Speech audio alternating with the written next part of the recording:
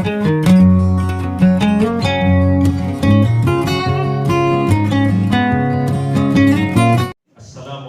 warahmatullahi wabarakatuh.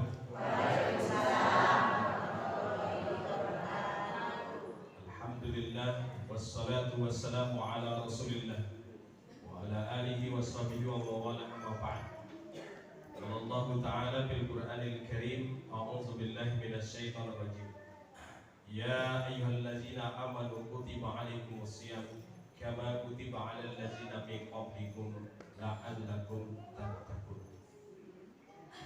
Wa qala Rasulullah sallallahu alaihi wasallam, ittaqillaha haitsuma kunta wa aqbis sayyi'atal hasanata tamhuha wa khaliqin nasa bi khuluqin hasan wa maqul Allahumma la sahla illa ma ja'altahu sahlan wa anta taj'alul hasana isya syi'ta sahlan.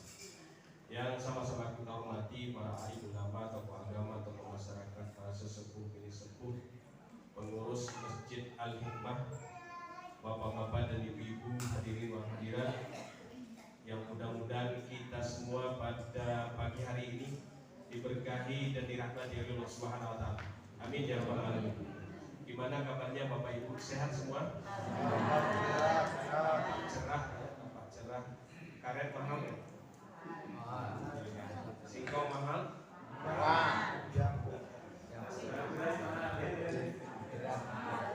Beras mahal.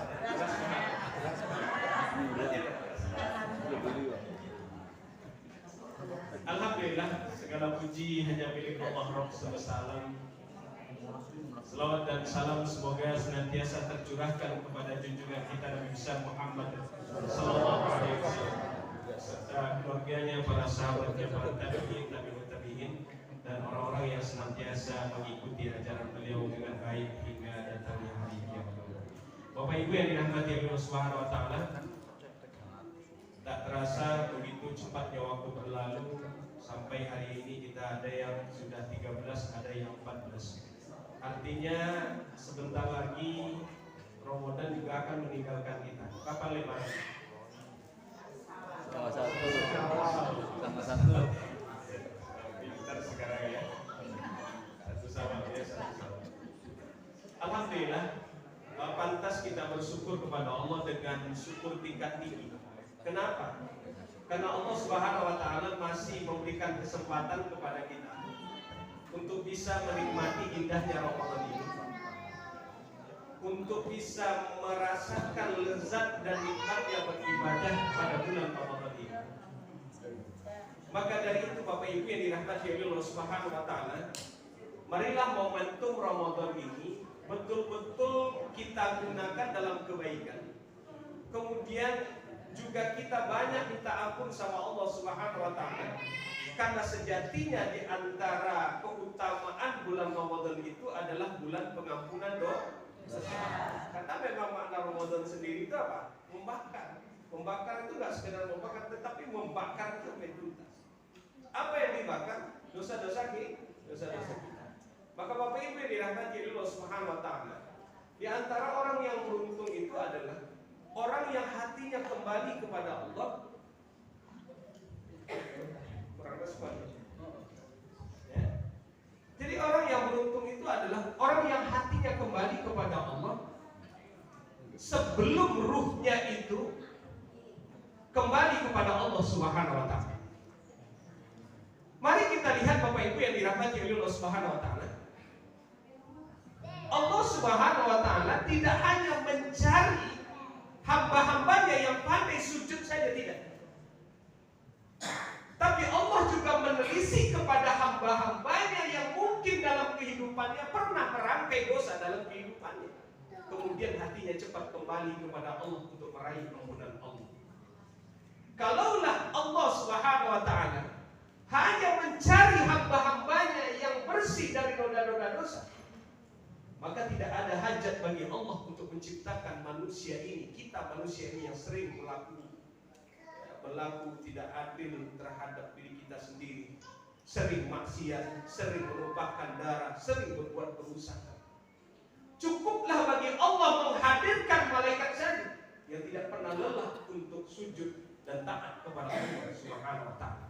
Tapi Allah Subhanahu wa taala tetap menciptakan kita manusia karena Allah pengen tahu siapa di antara kita hamba-hambanya ini yang mau kembali hatinya kepada Allah dari rangkaian dosa yang pernah dia lakukan dalam kehidupannya, kemudian berjuang untuk meraih ampunan Allah Subhanahu wa taala. Itulah orang yang beruntung. Maka mari kita lihat sejarah Bapak Ibu yang dirahmati Allah Subhanahu wa taala dalam konteks ini. Ya, dalam konteks ini. Itu Nabi Adam dan iblis itu punya 3 persamaan. Kemudian ditutup oleh satu perbedaan yang tidak ada banding. Persamaan yang pertama, iblis dan Nabi Adam itu pernah sama-sama tinggal di surga. Bahkan iblis lebih dulu. Iblis itu Allah ciptakan dari bangsa jin. Kemudian taat awalnya beribadah kepada Allah Subhanahu wa taala. Menikmati indahnya dan nikmatnya surga itu. Kemudian Nabi Adam juga pernah sama-sama tinggal di surga dan juga menikmati indah dan nikmatnya surga itu. Kemudian persamaan yang kedua, sama-sama menggoreskan satu kesalahan. Iblis apa salahnya? Tidak mau tunduk terhadap perintah Allah Subhanahu wa taala. Ketika Allah Subhanahu wa taala menciptakan Nabi Adam alaihissalam, kemudian para malaikat seluruhnya disuruh sujud oleh Allah Subhanahu wa taala, memberikan penghormatan kepada Nabi Adam, tetapi iblis enggan dan congkak begitu luar biasa. Ana khairum minhu. Merasa lebih hebat dari Adam. Merasa lebih baik. Maka karakter ini kita dilarang untuk memiliki karakter ini. Ana khairum minhu. Jangan merasa paling hebat, jangan merasa lebih baik daripada yang lain. Itulah yang diucapkan oleh iblis ini. Itulah goresan kesalahannya. Cuma satu itu. Kecongkaannya. Khalaqtani min narin wa khalaqtahu min tin. Saya diciptakan dari api, sedangkan dia Adam itu diciptakan dari tanah. Itu merasa hebat. Kemudian Nabi Adam juga menggoreskan satu kesalahan. Apa kesalahannya? Juga tidak mau mengindahkan perintah Allah agar Nabi Adam tidak mendekati pohon larangan itu. Tapi iblis dengan masifnya menggoda Nabi Adam alaihissalam sehingga apa?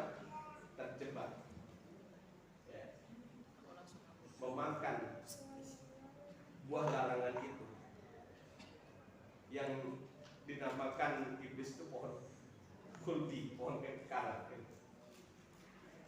Nah kemudian persamaan yang ketiga, sama-sama Allah keluarkan dari dalam surga. Kemudian ditutup oleh satu perbedaan yang tiada bandingnya. Apa perbedaan itu? Lihat, ketika Nabi Adam alaihissalam dikeluarkan oleh Allah Subhanahu wa taala dari dalam surga bersama istri tercintanya Siti Hawa. Apa yang terjadi dengan Adam? Dengan Nabi Adam alaihissalam. Nabi Adam alaihissalam sadar kalau dia telah melakukan kesalahan. Hatinya cepat kembali kepada Allah. Sadar dia kalau telah melakukan kesalahan itu. Kemudian dari lisannya keluar kalimat permohonan yang begitu indah. Rabbana zalamna anfusana wa illam taghfir lana wa tarhamna lanakunanna minal khasirin. Ya Rabb kami telah menzalimi diri kami sendiri. Seandainya jika engkau tidak mengampuni kami dan memberikan rahmat kepada kami, niscaya kami termasuk orang-orang yang baik. Sampai Allah abadikan doa ini di dalam surat Al-A'raf ayat yang ke-23. Qala Rabbana zalamna anfusana wa illam taghfir lana wa tarhamna lanakunanna minal khasirin. Keduanya berkata, yaitu Adam dan memohon dengan penuh permohonan yang sangat luar biasa kepada Allah Subhanahu wa taala agar taubatnya diterima, agar kesalahannya diampuni oleh Allah Subhanahu wa taala.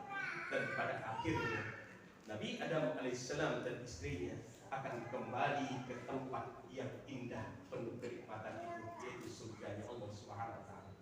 Inilah perbedaan yang dalam batin. Lalu bagaimana dengan iblis? Iblis tetap dengan kecongkaannya. Bahkan ketika Allah usir dari dalam surga, sempat-sempatnya punya komitmen yang begitu mengerikan. Qala, iblis menjawab, "Fabima awaitani la'aqudanna lahum siratal mustaqim." Karena engkau telah menghukum aku tersesat, maka aku benar-benar akan menghalang-halangi mereka dari jalanmu yang lurus. Ayat ini terdapat di dalam surat Al-A'raf ayat 16. Maka Allah Subhanahu wa taala mengingatkan kita jangan sampai menjadikan iblis atau setan itu sebagai teman, tapi jadikan sebagai musuh. Maka Allah ingatkan kita di dalam surat Fatir ayat 6, "Inna syaitana lakum aduwwun fattakhidhuhu aduwwan, innama yad'u hizbahu liyakunu min ashabis sa'ir." Sesungguhnya setan itu adalah musuh bagimu, maka perlakukanlah ia sebagai musuh. Karena sesungguhnya setan itu hanya mengajak golongannya untuk menjadi penghuni neraka yang menyala-nyala. Iblis nggak mau sendirian di neraka, sehingga cari kawan. Cari kawan yang apa? Yang satu ide dengan dia. Koalisi. Mau kita sama-sama iblis ke neraka? Enggak mau. Kita enggak mau. Maka apa? Jadikan dia sebagai musuh. Minta perlindungan kepada Allah dari godaan-godaan. Nah, Bapak Ibu yang dirahmati oleh Allah Subhanahu wa taala. Maka dari sini kita paham bahwa terkadang wajar ketika kita terjebak dalam kemaksiatan. Tetapi yang tidak wajar adalah ketika kita berputus asa dari rahmat Allah Subhanahu wa taala untuk meraih ampunan Allah. Sehingga apa? Ketika dia terjebak dalam kemaksiatan, kemudian enjoy terus dalam maksiat. Ya. Kemudian nyaman dalam maksiat. Tidak.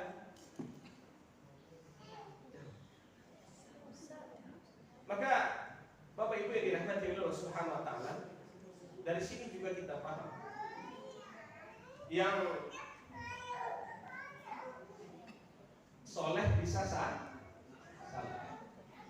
yang salah juga bisa soleh kalau hatinya kembali kepada Allah. Maka kita tidak boleh putus asa dari rahmat Allah. Walaupun dosa kita ini sepenuh bumi, maka insya Allah ampunan Allah itu seluas langit dan bumi. Seandainya dosa kita setinggi gunung, maka insya Allah ampunan Allah itu setinggi langit. Maka jangan putus asa dari Allah untuk meraih ampunan Allah Subhanahu wa taala. Mari kita lihat bagaimana Allah begitu indahnya memanggil para pelaku maksiat dan dosa. Bukan dengan panggilan yang kasar, bukan yang dengan panggilan yang kasar, bukan. Tapi tetap mengakui kita para maksiat ini, para pelaku dosa itu dengan hamba-hambanya. Dan itu Allah abadikan di dalam surat Az-Zumar ayat 53. Qul ya ibadiyalladzina asrafu ala anfusihim la taqnatu min rahmatillah innallaha yaghfiru dzunuba jami'an innahu huwal ghafurur rahim. Indah sekali Allah memanggil kita. Berapa kali kita maksiat sehari, Pak? Ibu, kayak minum obat enggak? 3 kali sehari kira-kira. Nabi Adam satu goresan kesalahan. Tapi tobat yang begitu sembuh. Tapi Allah Subhanahu wa taala begitu sayang kepada hamba-hambanya sehingga memanggil dengan panggilan yang indah. Bukan panggilan yang kasar, wahai hamba-hambaku, wahai para maksiat dan dosa, tidak. Tapi wahai hamba-hambaku yang melampaui batas terhadap diri mereka sendiri. La taqnatu min rahmatillah, jangan kamu berputus asa dari rahmat Allah. Innallaha yaghfiru dzunuba jami'an, sesungguhnya Allah itu mengampuni dosa semuanya. Semuanya akan Allah ampuni kalau orang yang mau hatinya kembali kepada Allah. Innahu huwal ghafurur rahim, sesungguhnya Dia yang Pengampun lagi Maha Penyayang. Bapak Ibu yang dirahmati Allah sekalian, momentum Ramadan adalah momentum yang sangat spesial yang Allah berikan kepada kita. untuk meraih ampunan Allah Subhanahu wa taala. Maka bersabarlah dalam keadaan apapun yang Allah timpakan kepada kita. Kemudian lakukanlah amalan-amalan unggulan dalam bulan Ramadan ini sehingga berpeluang untuk mendapatkan jannahnya Allah Subhanahu wa taala. Maka lihat amalan-amalan unggulan itu. As-sabirina was-sabiqina wal-qanitina wal-munfiqina wal-mustaghfirina bil ashar. Orang-orang yang sabar, orang-orang yang jujur, orang-orang yang taat, orang-orang yang menginfakkan hartanya sebagai dari hartanya, kemudian orang yang beristighfar di waktu sahur. Nah, dari sini kita paham bahwa di momentum Ramadan mari kita bangkitkan gairah kita untuk menjadi orang-orang yang sabar yang Allah abadikan di dalam surat Ali Imran ayat yang ke-17, ya, setelah Allah menjelaskan bagaimana orang yang bertakwa itu akan mendapatkan jannah Allah Subhanahu wa taala. Ya. Kemudian juga orang-orang yang beriman. Kemudian orang-orang yang sabar dalam menjalani hidup kita ini. Termasuk dalam bulan Ramadan kita butuh kesabaran tingkat tinggi. Coba kalau kita nggak sabar, lihat jam terus. Apa nih jam 6 lewat 12 ya? Kayaknya panas cuacanya gitu kan. Sabar dalam segala hal gitu. Termasuk sabar dalam hal-hal yang akan merusak pahala puasa kita. Maka jadilah orang-orang yang sabar, karena pahala kesabaran itu tanpa batas. Kemudian orang-orang yang jujur. Ramadan juga mendidik kita untuk menjadi orang-orang yang jujur dalam kehidupan kita ini. Jujur terhadap diri sendiri, jujur terhadap orang lain, maka buahnya adalah pahala yang besar dari Allah Subhanahu wa taala. Kemudian yang ketiga adalah orang-orang yang taat kepada Allah Subhanahu wa taala. Dan juga Ramadan mendidik kita untuk bergairah taat kepada Allah Subhanahu wa taala. Maka mohonlah kepada Allah setiap saat agar kita menjadi muslim yang taat setiap saat, bukan menjadi muslim yang taat sesaat. Teruslah mohon kepada Allah agar kita tetap menjadi muslim yang taat setiap musim, bukan menjadi muslim yang taat semusim. Ramadan betul-betul spesial bagi kita. Di mana-mana masjid ramai, termasuk masjid yang kita cintai. Masjid kita masih ramai, Bapak ya, alhamdulillah. Di mana-mana udah kalau 215 hari ini ada kemajuan. Maju sapnya Pak. Alhamdulillah masih ya. Bangkitkan gairah. Coba setahun sekali. Nah, kemudian wal munfiqina, orang-orang yang menafkahkan hartanya. Maka salah satu program hebat dari BMA dan juga Masjid Al-Hikmah ini adalah bagaimana terus bersinergi memberikan yang apa namanya yang sangat luar biasa. Walaupun sekecil tadi, insyaallah ada manfaat. Maka di Masjid Al-Hikmah ini setiap minggu malahnya, setiap minggu, setiap hari Jumat berkah, masya Allah. Nah ini apalagi bulan Ramadan, apalagi membagikan buka puasa kepada orang yang berpuasa, itu sangat dahsyat dan luar biasa. Nah, kemudian wal mustaghfirina bil ashar, orang yang beristighfar di waktu sahur. Maka momentum Ramadan ini ketika sahur, ya, gadget itu singkirkan dulu, banyak istighfar, ya. Ini masih nonton Korea aja waktu sahur. Drakor ya, sahur nonton drakor. Banyak istighfar, ya. Karena kita mau minta atur sama Allah. Kita ingin meraih kebenaran Allah Subhanahu wa taala. Maka Bapak Ibu yang dirahmati Allah Subhanahu wa taala, maka sekali lagi orang yang beruntung itu adalah orang yang hatinya kembali kepada Allah sebelum matanya terpejam dan berpindah ke alam barzakh. Nah, mudah-mudahan kita semua termasuk orang-orang yang beruntung itu, yang hatinya kembali kepada Allah Subhanahu wa taala. Sebagai penutup dari tausiah ini, karena memang kita tidak akan lama, sekitar 5 menit lagi saya sudah selesai, karena harus cepat kembali kepada Lampung, karena nanti sore nanti juga ada safari Ramadan bersama Palang Merah Indonesia Provinsi Lampung di Hotel Novotel. Doakan kami mudah-mudahan perjalanan kami pulang nanti memberikan kelancaran. Baik, sebagai penutup dari orang yang beruntung itu adalah dari salah seorang sahabat yang bernama Ma'is bin Malik radhiyallahu anhu. Ma'is bin Malik radhiyallahu anhu kala itu datang menemui Rasulullah sallallahu alaihi wasallam, kemudian bersimpuh di hadapan Rasulullah sallallahu alaihi wasallam, minta kepada Rasulullah sallallahu alaihi wasallam, ya Rasulullah, sucikanlah diriku ya Rasulullah. Dan sahabat kala itu yang mendengar heran dengan apa yang disampaikan oleh Ma'is bin Malik kepada Rasulullah sallallahu alaihi wasallam. Maka Rasulullah sallallahu alaihi wasallam kala itu menyuruh sahabatnya Ma'is bin Malik ini untuk pulang dan minta ampunlah sama Allah. Tapi belum sampai rumah, Ma'is bin Malik kembali menemui Rasulullah sallallahu alaihi wasallam. Kemudian kembali memohon kepada Rasulullah sallallahu alaihi wasallam, ya Rasulullah, sucikanlah diriku ya Rasulullah. Dan untuk kedua kalinya juga Rasulullah sallallahu alaihi wasallam menyuruh Ma'is bin Malik untuk pulang dan minta ampunlah sama Allah. Tapi belum jauh melangkah kembali Ma'is bin Malik menemui Rasulullah sallallahu alaihi wasallam, dan untuk ketiga kalinya minta disucikan jiwanya oleh Rasulullah sallallahu alaihi wasallam, dan juga untuk ketiga kalinya Rasulullah menyuruhnya pulang kemudian minta ampunlah sama Allah. Kemudian belum jauh melangkah, kemudian kembali bersimpuh di hadapan Rasulullah sallallahu alaihi wasallam dan meletakkan kedua tangannya di atas tangan Rasulullah sallallahu alaihi wasallam.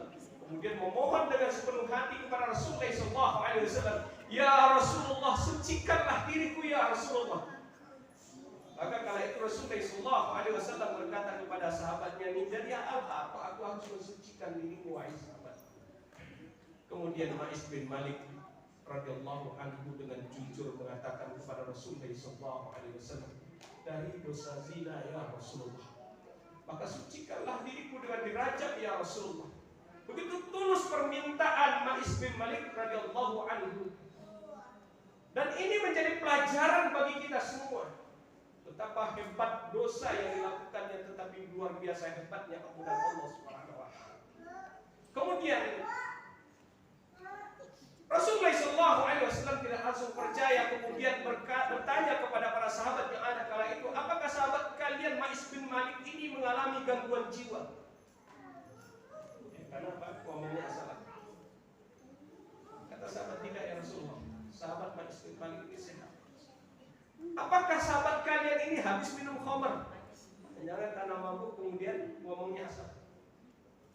Kemudian salah seorang sahabat bangkit kemudian mencium arah bau mulut dari Ma'is bin Malik, ternyata tidak mendapati bau alkohol, minuman keras. Tidak ya Rasulullah. Kemudian Rasulullah sallallahu alaihi wasallam memerintahkan kepada para sahabatnya, tegakkanlah hukum rajam. Maka ditegakkan hukum rajam. Sampailah akhirnya sahabat Ma'is bin Malik meninggal dalam keadaan yang indah. Kemudian setelah itu Rasulullah sallallahu alaihi wasallam datang menemui para sahabatnya, kemudian berkata kepada para sahabatnya, doakanlah sahabat kalian Ma'is bin Malik agar Allah mengampuni dosa-dosa. Kemudian para sahabat mengikuti apa yang diperintahkan oleh Rasulullah sallallahu alaihi wasallam, mendoakan sahabatnya Ma'is bin Malik agar Allah mengampuni dosa-dosanya. Kemudian setelah itu Rasulullah sallallahu alaihi wasallam berkata kepada para sahabatnya, sungguh Ma'is bin Malik itu telah taubat dengan sempurna. Seandainya taubatnya itu dibagikan kepada satu penduduk kaum, maka taubatnya itu mencukupi bagi mereka. Dibagi satu-satu taubatnya itu kepada kaum penduduk, maka itu mencukupi bagi mereka. Masya Allah, begitu luar biasa taubatnya Ma'is bin Malik radhiyallahu anhu. Apa pelajaran yang bisa kita petik dari ini? Maka lihat Bapak Ibu yang dirahmati Allah Subhanahu wa taala, beruntunglah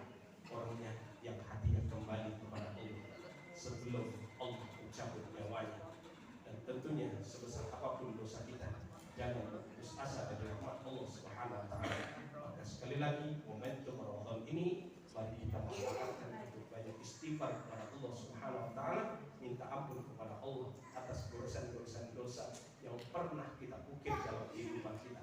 Semoga Allah Subhanahu wa taala menerima amal ibadah kita di bulan Ramadan ini, kemudian juga Allah terima amal-amal ibadah kita semuanya, dan Allah ampuni dosa-dosa kita. Amin ya rabbal alamin. Barakallahu fikum. Mudah-mudahan yang sedikit ini bermanfaat bagi saya pribadi dan bagi kita semua. Lebih dan kurang mohon maaf, dan kepada Allah SWT astagfirullahaladzim. Wabillahi taufiq wal hidayah. Assalamualaikum warahmatullahi wabarakatuh.